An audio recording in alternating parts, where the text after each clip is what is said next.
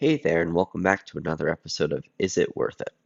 This time we're taking a look at Sword and Bones, which released recently on Xbox, Nintendo Switch, as well as PC.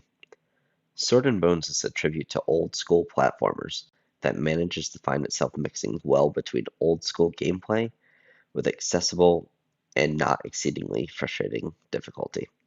This game does a few things well that keeps platforming engaging throughout. The total runtime is only a couple of hours long, so it is a compact experience, but worth it for those who have nostalgia for the genre and do not have the patience for the old school difficulty. Each stage is broken down into levels, so there are 5 or so stages and 8 or 9 levels per stage.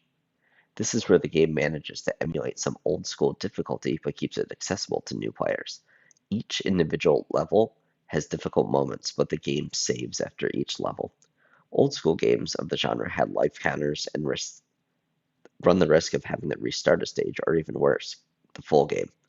Here, the only concern is clearing each level because you essentially have unlimited lives and can continue to use the level select at any time.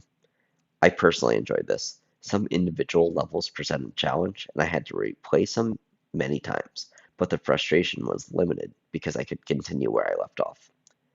The game also includes secrets, collectibles, upgrades, and multiple endings, which all add to the replay value. Even with these, you are only looking at 4 or so hours to finish, and I was sure to get the 100% before moving on.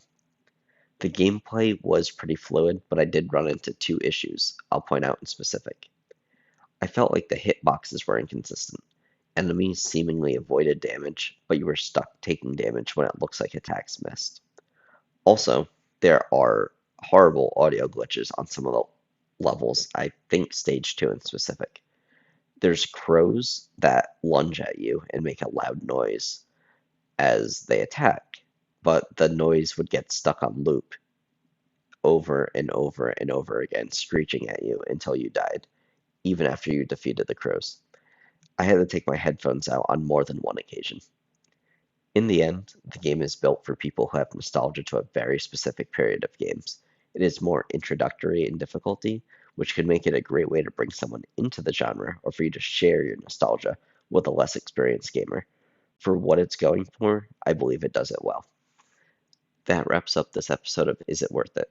If you like these videos, please continue to support by liking and subscribing. Thank you.